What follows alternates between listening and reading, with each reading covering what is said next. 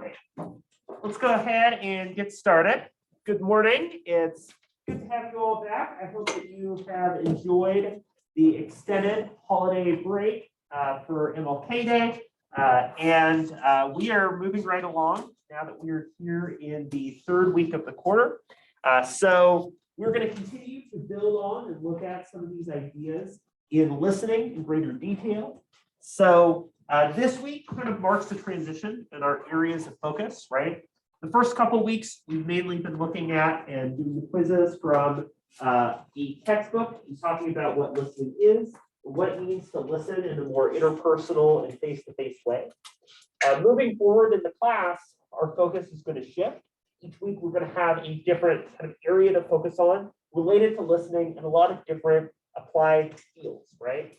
This week, our major question is what it means to listen and engage online, including the use of mediated spaces, right?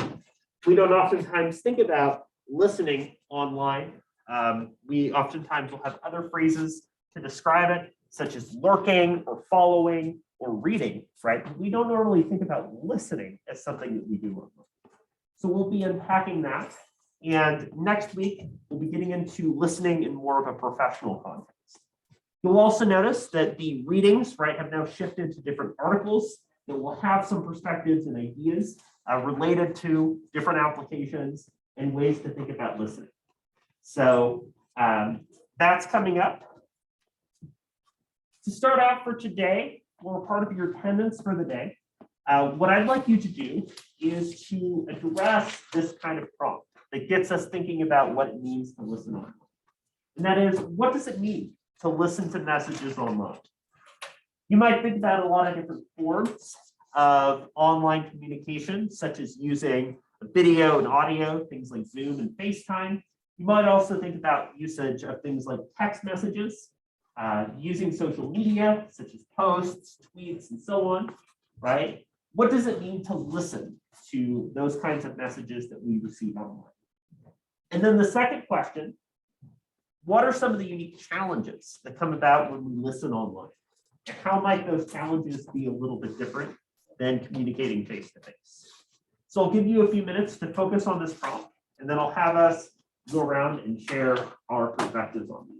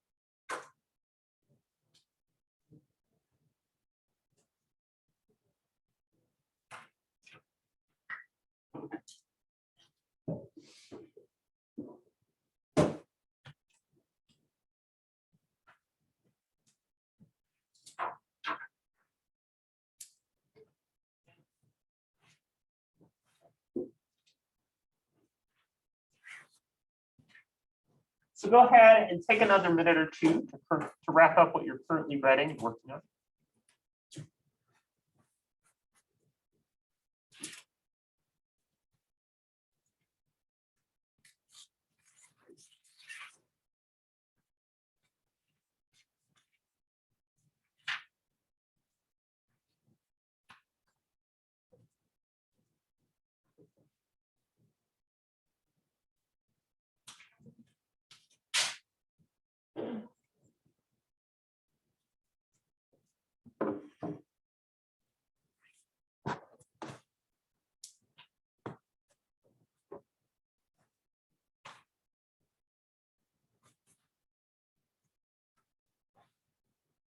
Go ahead and finish what you're currently writing or typing.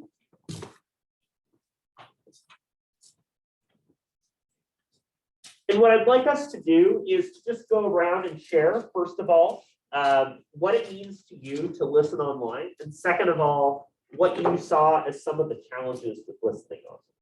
So let's start by hearing from some of the folks that are on Zoom. So Johnny, let's start with you. I said like listening to messages online is like kind of engaging in like the conversation because you can't like actually listen to what the person is saying. So that's also the difference from listening face to face. Yeah. Destiny. I would say that listening online means kind of taking it in and really applying it to your life. Like kind of like on social media, you see like influencers and kind of people really, I guess, are influenced by them. And then a unique challenge of listening online would be false messages, obviously. I think that people tend to listen to people on social media rather than people who are actually experts in a certain field level. Sure. Yeah, right. Like the accuracy of information or of choosing online listening over face-to-face listening can definitely be a challenge. And Macy, how about you? I thought that listening to messages online, regardless of the form, essentially is just intaking it, whether that's reading, watching, or listening to it, and then being able to process it, understand it, and then respond to it if necessary. Yeah. And then some unique challenges of listening online would be the lack of like tone or facial expression to understand the message if it's like in text or a written format. And then other issues would be like connection issues. So like if internet is bad, you might not get the full message. If it's a video or auditory message, I guess, or post. And then one big issue I think is that the conversation will never be I guess instantaneous the way face to face would be. There's always going to be a lag, whether that's like trying to type out a message, even if you're going back and forth, it'll take a couple minutes. And even video chatting, there's always going to be a lag. Yeah. Yeah.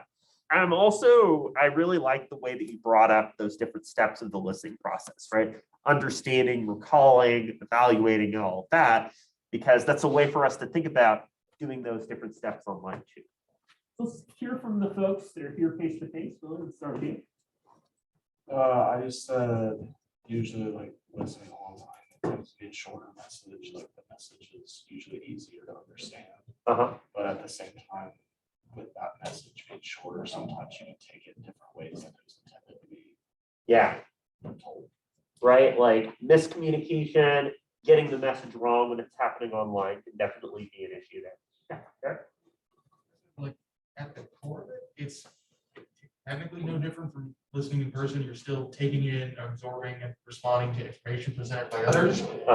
The main difference is that it's all kind of on a volunteer basis, right? Under most circumstances, you're not required to show that you're responding. You can just drop out whenever you feel like it, and for the most part, you're only doing it to either find a specific piece of information or if you are specifically interested in that conversation. Yeah, right. So that can definitely be a challenge, right? There's the running gag about somebody who posts a very serious and sincere message and it's just read, right? And the other person doesn't respond.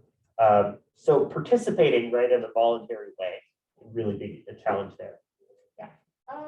I agree with Johnny how he said like, oh, it's just that message straight to the point.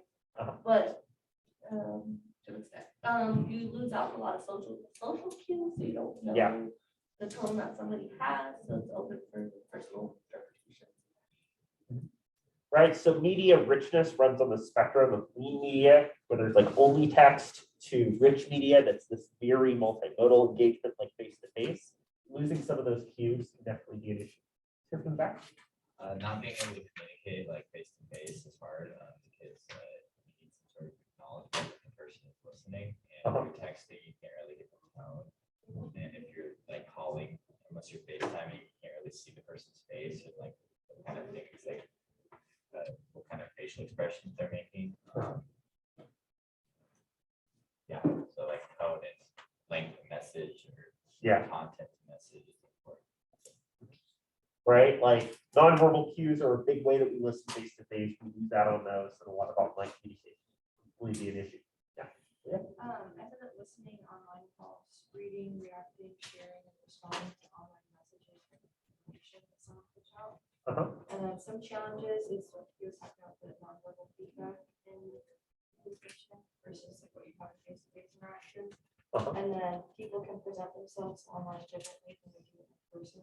Right. And then also with a lot of online things, a lot of people don't actively participate. They'll kind of read or not respond to it. Or there'll be like thousands of people that will look at a message or something that they don't like or react to the action.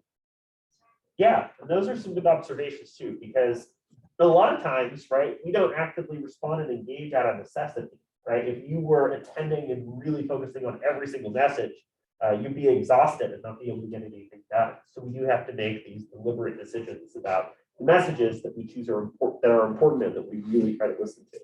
Leslie? I say it can be interpreted like in different ways. So like if you're on Zoom, you're a lot more likely to be distracted by your surroundings versus like being face to face. Like if I wanted to go do laundry while I'm at home on Zoom, then I can go do that versus here, like I don't have that option. Right. Which makes listening impaired. Yeah, right. Like the ability online to move around, to do different activities while listening can definitely play a role. Professor also said too that mostly the person mostly gets lose track of being online and being in person because in person you can be more focused and engaged than just in an audio that you space out doing something else that's the opposite. Yeah. And mostly you multitask with that, but after the thing you're gonna deal with, you try to listen back what the conversation is saying, then you just totally interest what the speaker is saying. Just try to actually listen. Yeah. And like you're also bringing up kind of the role of distractions that can happen online. If you're like me and you have a billion tabs open, right, it's hard to focus on an individual message as well. What I said to listen online is to like, if somebody sends you like a post or a picture, you know, like you watch it and then you respond to it and you'll like touch on something that's in the post or the picture. And then I said one of the challenges are like physically just not being there. So you can't like pick up on cues or signs that somebody may be giving off. Yeah, it's interesting the way that we use things like reactions as a way to almost substitute for face-to-face interaction, like, you know, doing something like a laugh react or thumbs up react in lieu of actually giving like verbal feedback or confirmation. Can definitely be a way that we try to fill in those gaps. Yeah. Go to the front here. I just focused on like how you would respond to listening and show that you're listening. So I just said that in your response that you show that you acknowledge like what they were talking about and then add on to what you thought about the message. And then one of the challenges was like misinterpreting the message because there's no like body language and there's like no tone of voice, so it can be hard to read what the message is meant to be. Yeah, and that theme is really coming up of how the lack of nonverbal signals can raise a challenge. I was on a similar brainwave there. Talked about how it's like in digital communications thing, it's like we're starting to fill in those nonverbal cues with like instant reactions, emojis, GIFs, that's sort of how we're filling in those nonverbal cues. Yeah. And then I talked about the challenges is the inflection of the tone, the meaning, and it's you can't hear like their voice. Right. So it's like when your boss is like, "Can we have a meeting this week?" And it's like, "I'm getting fired." But it's actually like, Yeah. your opinion on the new skis they're gonna order. And it's Right. like you freak out for no reason. Right. That's a really good example because, right, there's the ways that we try to like offset or deal with that, maybe through using like underline or bold or whatever, but at the same time, get a message, we need to have a meeting. And that, because you're not hearing that verbally face to face, definitely raises a lot of concerns about what that could be. Say probably mass emails are the worst ever. And I think when 50 to 60 some people are on one long email list and that email's maybe like 4 paragraphs. Yeah. Clued out on that. Yeah. Or people who reply all to those emails. Yeah, right. So mass emails or like advertisement type emails, sponsored emails, and that type of thing. It's sent to a really large group of people. It seems less personally significant, right? It doesn't matter in the same way. So that's a really good point you bring up. Chris? I said that it's generally like the same steps, minus a few maybe, depending on the situation. And then I think some unique challenges are definitely like staying focused, especially if you just put on a video or listening to stuff with that background noise. Yeah. And also to remember that like there's actual people behind like messages and stuff, especially like random posts or like people ranting and stuff. Yeah. Yeah. So I'm glad you bring that up too, right? The way that sometimes the message isn't delivered in an effective way online, either somebody's just like rambling or not focused on it. So thank you all for sharing. It was interesting to hear your perspectives on what it means to listen online, because there were a few trends or overall observations that I noticed that really stood out. One of the big ones, right, is folks brought up, again, the lack of nonverbal cues and signals. So, you know, again, online communication can run a range from something like a mass email or text, right, all the way up to something like FaceTime, or maybe you're directly messaging somebody back and forth, right? So there's definitely a range in the degree to which your senses are being involved and you are able to participate and understand meaning. But there is something that's usually missing. Even if you're FaceTiming somebody, it's this flat two-dimensional space. You're not getting the physical proximity or distance or touch that you might have face-to-face too, right? So that seemed to be a common theme. And it points to how nonverbal communication is a big part of why we listen, right? Another idea is the ease of distractions, right? Especially because we get so many messages a day, it's a lot easier for us to focus on other tasks, right? Or to bring our laptop or phone with Zoom into the laundry room and do laundry while we're listening on Zoom, right? We have a lot more opportunity for distractions in a way that is harder face-to-face, because if we're listening face-to-face, it's mostly just what's in our head, right? But at the same time, listening online does mean that we can understand messages from people that are at a distance, that we can't communicate with face-to-face. And it's like a crucial skill that we have to deal with in a professional setting, right? When we're responding to and understanding emails, right? In a lot of lines of work, you are going to need to understand, engage with emails and group texts and listen to those, and have been doing that, right? And also the use of things like Hangouts, Zoom meetings, and so on, and navigating some of the ethics and kind of codes of conduct and behavior in those spaces too. So I think it's important for us to think about what it means to listen well online, knowing that it's something that we do have to continue to work on and improve upon, right? Especially magnified over the last couple of years. So we're going to kind of use this discussion about online listening to build on some of the ideas that we talked about before. So last class, we talked about different listening styles. We brought up active listening, right, which is this real focus on attention and understanding the message. Critical listening, which is more focused on evaluating and judging the message. Is it true or not? What's correct or incorrect? And then active empathic listening, which is really about trying to understand and make sense of that message. We talked about creating good listening environments or physical settings in which people are able to listen, right? Something like a lounge or a common space can oftentimes be a great way to create listening. And the idea that the listener is not the only person that's responsible, but that the person speaking and communicating the message also has a responsibility to make the message listenable. Somebody has their mic off, if they're muted, right? Then it's on them to unmute themselves and to participate. As a reminder, we do have due in week the listening assessment that is due on the 26th. So that's due 1 week from today. Remember, this assignment is using the conversation that you did in class and asking you to think about and reflect on that conversation in your own listening. Again, it's a pretty short writing assignment, but you're welcome if you want to send me a draft or you have questions on it to do so. Last class, we talked about critical listening. I compared it to breaking apart a computer, disassembling it and trying to figure out what makes it tick and what makes it work. An example of critical listening is oftentimes when somebody gives like a State of the Union or press speech, right? A lot of media outlets will take the text of that speech and then assess or fact check that message. We also talked about active empathic listening, which Atticus Finch, put yourself in somebody else's shoes. It's involving understanding and mirroring the messages that other people raise, really trying to support rather than judge or give advice.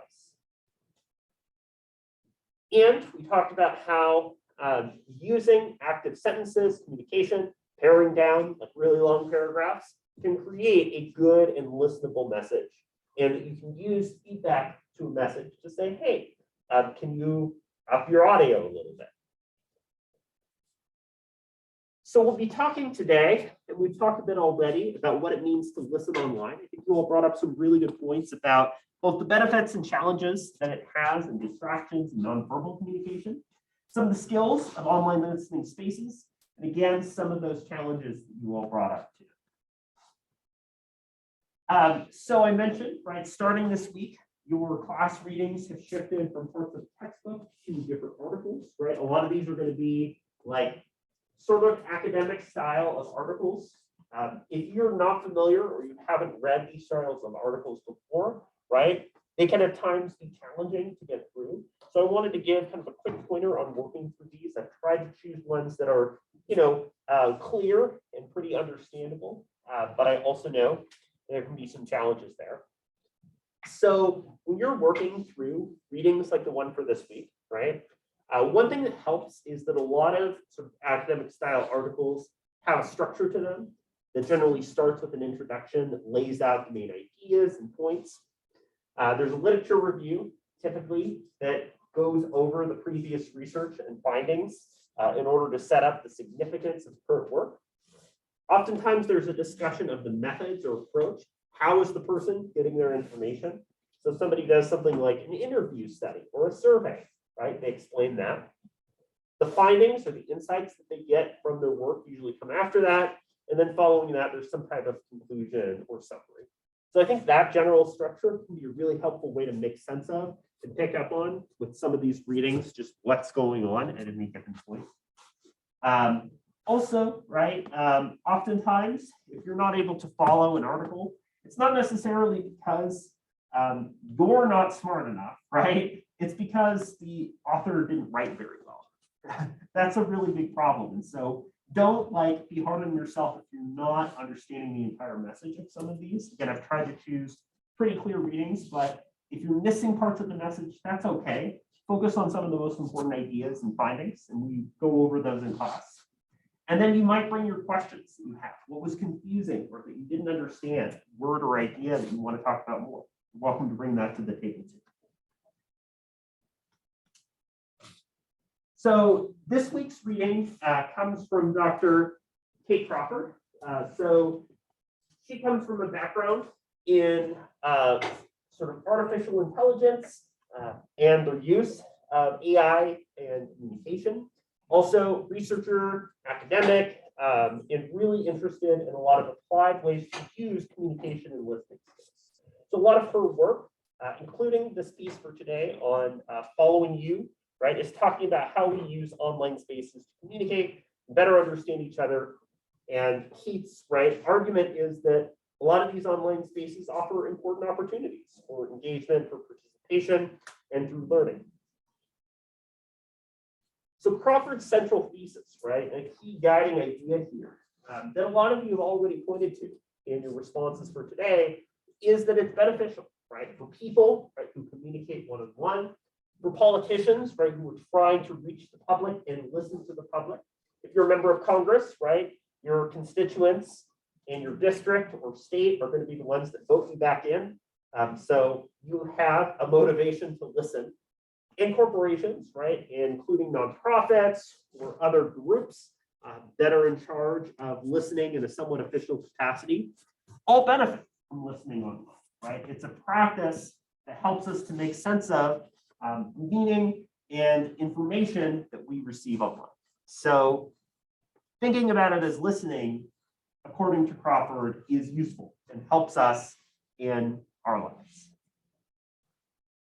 This is useful, because one of sort of the common ways to describe communicating online is through lurking, you might think about, as an example, like a cat that's like lying in the grass and lying in wait. It's lurking, it's waiting for the bird so it can go and try to get it, We oftentimes think about lurking, where you're just like reading messages or forum posts or whatever in a way that is seen negatively. When I was a kid growing up, I'd go to a lot of video game forums on some of my favorite games, And I would just lurk and read the messages in some of those forums. I wouldn't post, I didn't have an account, but I was really curious to see what people were saying about Super Smash Bros. So I went on there, We use lurking a lot. If we're following our Twitter feed, social media, Facebook, even things like Instagram, watching TikToks is an example of using communication to listen in a way that we might oftentimes describe as lurking. And it's used in the pejorative way because when we say somebody's, oh, they're lurking, we're criticizing them for not participating online. We're seeing it as a bad thing that they're just reading and not engaging or adding to the message. Whereas, we see in a more positive light the idea of speaking up, speaking out. We've seen discussion about the use of things like hashtag activism, That's an area that I focused on in some of my research, Through hashtag campaigns like Trip to Vote and how folks with disabilities advocate for social and political issues. Oftentimes we put speaking out and participating on a pedestal, There's a lot of discussion more recently about ideas like producing content on social media. So that's seen in a pretty positive light. Or reading, where you're just reading through an article or a message. But reading, does not necessarily need to be active or involved in very much critical thinking. So these things are important because a lot of online communities, again, you can think about forums, social media, group texts, and so on, generally don't have a whole lot of participation. In fact, about 90% of these groups have what's considered light participation, where people don't add a whole lot, if at all, to the conversation. Lurking, doesn't get at the idea that, as a lot of you mentioned, including as folks like Macy brought up, that you are engaging in the steps of listening as you're paying attention. If your friend, like a pen pal, is sending you an email about their time abroad, it's not just that you're reading or lurking the email, like you're hearing their story and maybe it stands out to you or is important to you in a specific way, And another key idea here is that for a lot of contexts, like in businesses and corporations or nonprofits, listening online isn't seen as valuable because it's not something that's quantifiable in the same way. That is, you can't number it and say, oh, well, if we dedicate 40% of our listening time to these messages, then our profits will go up by 50%, It's not a way that can be measured. But at the same time, listening is still important, especially to prevent if a company or politician, or group is seen as out of touch with the population, then it's seen as a really big detriment to its overall relationship. You know, if somebody posts, like a politician posts on social media, what is a banana, like $10? Then people are going to be really confused or weirded out, feel like they're not paying attention. So as I kind of hit on, right, and I'll have you all continue to think about in just a minute, online listeners can generally fall into 3 different categories: people, corporations, and politicians, right? All of these major categories that Crawford focuses on are all, in her eyes, ways that listeners should improve. Obviously, there's other contexts and applications for online listening, but I wanted to hit on the 3 major ones that Crawford is exploring. And in addition to these categories, Crawford is focusing on modes or ways that we listen online. And a lot of you hit on some of these different ways of listening online already. Reciprocal listening is one of the major things that we kind of saw as maybe limited online, and something that we do a lot face-to-face, right? Reciprocal meaning this kind of two-sided, two-way street, where you're listening to a message, somebody's communicating to you, and then you communicate back to them and show feedback to a message. Really good example, right, is if you're on like Facebook Messenger or you're texting somebody, right, that constant back and forth, or you're exchanging Snapchats, right, is an example of using that back and forth listening to try to understand and focus on the message. Secondarily is background listening. This is something a lot of you brought up if you're doing something like the laundry or you're doing another task while you have a window open, right? It's where you're listening, but it's not really active. It's just kind of buzzing or going off in the background. If you listen to something like a podcast, right, or you're watching a show in the background while you're cooking or doing other tasks, that can be an example, right? Or if you're scrolling your feed, like I was the other day, and literally everybody posted their Wordle stuff for the day, right? That was background listening for me. I did eventually start Wordle. I got a 5 out of 6 on today's. But it's an example, right? Scrolling, following a message, background listening to people's activity on social media. And then delegated listening, right? It's something we don't like to think about as much, but it is something that, again, a larger set of groups and corporations might do. And that is that, you know, a CEO or a president is not going to be the person that's doing the listening because they have a bunch of other things to do. Their ability is probably limited, right? Delegated listening is assigning other people to do the tasks of listening. For instance, in the United States, right, the US has the press secretary who's in charge of answering questions and listening to members of the press who are speaking out about whatever issues are important to them, right? So oftentimes we will delegate and assign people who are in these types of listening roles to report back on those topics, right? And there's some filtering that of course happens through that process too, about what messages of the ones listened to actually reach the person. One metaphor that Crawford uses that I think is a useful way of thinking about how we listen online is to think about it like a radio, right? So how many folks use Twitter?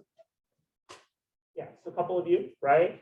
There's a good chance you've probably scrolled through or browsed Twitter if you don't actively use it to tweet, right? So Twitter is kind of like a radio where you're tuning it into a frequency, and there's a lot of different things to pick up on, right? The use of slang or jargon, the use of hashtags, retweets, and so on, right? There's a lot of these unwritten rules and parts that you have to think about to make the message make sense. And maybe you're used to that and that feels comfortable to you, but it's still this fairly involved process, right? We also know that through using technology, including the use of messages and communication by corporations, that there are a lot of challenges and problems that can come up, right? So if you've seen Wendy's, right, their Twitter handle is kind of infamous. They like to do a bunch of like roasts or making fun of other companies. There's an example where McDonald's is posting a tweet, Black Friday, need copy and link, right? They've clearly messed it up and not tweeted properly. There's a link that isn't there. Wendy's makes fun of them, right? When the tweets are as broken as the ice cream machine. So, right, in cases like these, companies like McDonald's are made fun of, for not engaging with technology properly, not using it in a way that makes sense, and not creating listenable messages, right? So oftentimes, in organizations and groups and nonprofits, there's a greater and greater expectation to use online and mediated communication as a way of listening and reaching out to populations too. See things like this, right? When larger corporations or companies or groups are kind of slammed for not using technology in the ways that they needed to, right? So as a kind of funny example of some of the problems with listening and engaging online, including the ways that a lot of different companies might or might not use listening effectively, I wanted to show you a kind of funny example here. This is a clip from an SNL skit.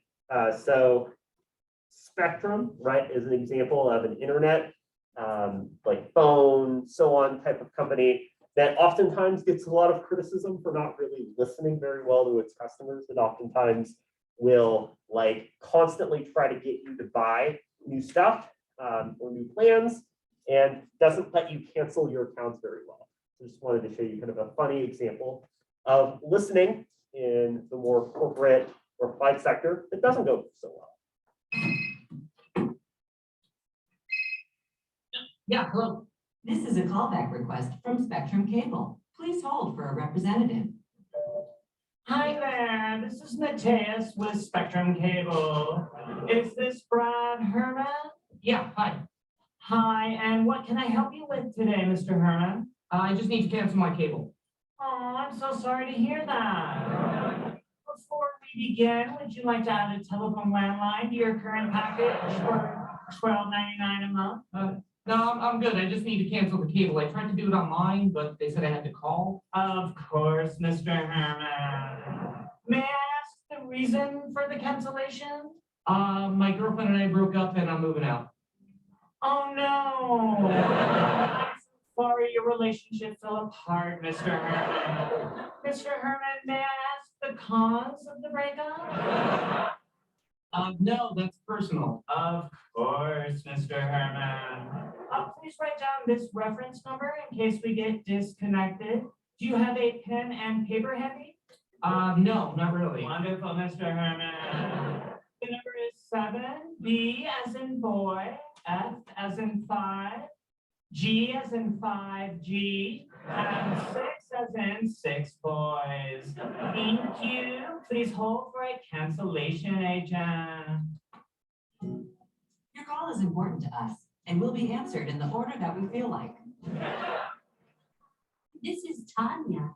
So it just keeps going, right? Where there's more and more people who are trying to, this person is trying to get his plan disconnected, just runs into over and over again customer service folks that don't listen or aren't following along, right? An example of ways that listening online is not going so well. But, right, folks that are maybe involved with or know the challenges of customer service also know that it can be easy to feel overstretched, right? Especially with like a lot of worker and staff shortages. For instance, a lot of the airline companies were like incredibly booked and not able to respond to customers who were requesting refunds and support, right? So a lot of examples, right, that are made fun of people feeling like they're not listened to. I don't want to cancel my plan. Oh, hey, why don't you add a new plan? People getting to run around and getting to like talk to another person over and over again. So we're kind of aware of the way that technology can make it challenging to feel heard and to feel listened to, especially in a more corporate context, right? Companies like Spectrum might see that they're being made fun of and think, okay, what can we do to make our listening and understanding of customers better? So what I'm going to do now is kind of have us divide into 3 groups, including the folks that are on Zoom. And I want us to think about the application of ways to do listening online to your particular sector. So individuals, populations, and corporations. So let's see, 5, 6, 7, 8. So let's have 1, 2, 3, 4, 5, and 6 focus on online communication individually. Let's have other folks that are here, so 1, 2, 3, 4, 5, 6, 7, discuss online communication among corporations or other like businesses. And then we'll have the folks on Zoom discuss communication among politicians online. And I want you to think about with the population that you're focused on, how that population can use online listening skills to improve their communication. Feel free to break out room. And feel free to move over to your group and chat a little bit about this.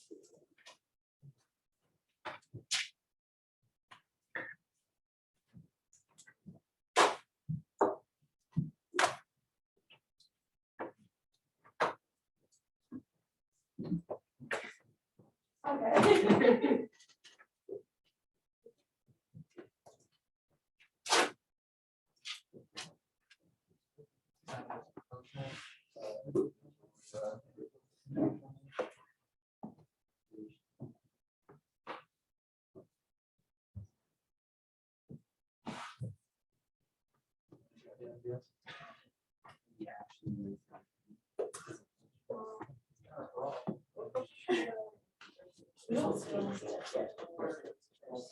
So it's a different form of listening. I was like, they're just kind of they're doing it for financial reasons. So like, discuss, I guess, topics that you should participate in person. So my insurance. So it's like even like an example, they show the windows like that. It's broken. That's right. In most cases, totally changes something. Like you said, right, in most cases, people are way more. So it's like when you use like the legal version of the call, those are two very different. It's similar to each other, but they're different than either like national profit, where it's like Apple and Microsoft. Serious, yes. Yeah.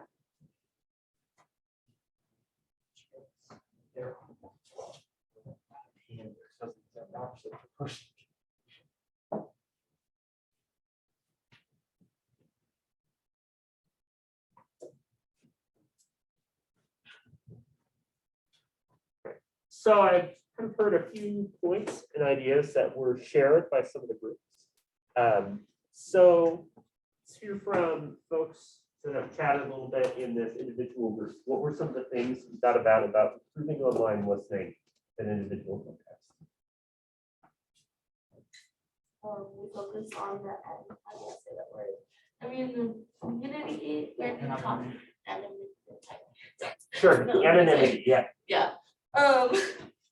We focus on that and how people will communicate these things that they normally won't because of that reason. So it makes it easier to share one's thoughts. Yeah, right. So there's actually a lot of different platforms, for instance, using like these oftentimes don't go well, right? But examples like 4chan or Omegle, right, or similar types of apps that are like random and completely anonymous, but even doing things like commenting, creating an account on a forum, right, you're able to create an online profile or handle that you might not associate with your real life identity. So there are a lot of opportunities to do. Yeah. What about something like the metaverse? Sure. Would that like fall under individual in a sense? I mean, I don't really know. It's going in a lot of directions, right? I think we're kind of at a point where it's too early to say, right, what that means.